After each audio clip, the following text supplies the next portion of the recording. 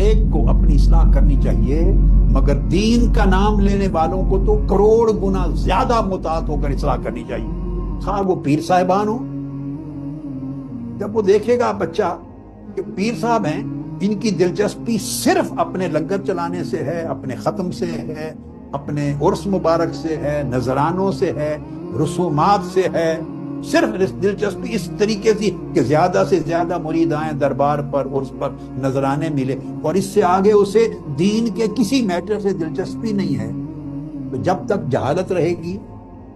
یا عقیدت بالکل اندھی عقیدت رہے گی تب تک کام چلتا رہے گا، مگر جو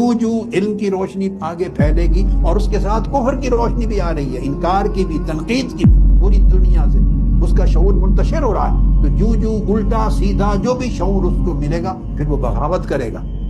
جب وہ بغاوت کرے گا تو وہ اس پیر صاحب اور گدی نشین کے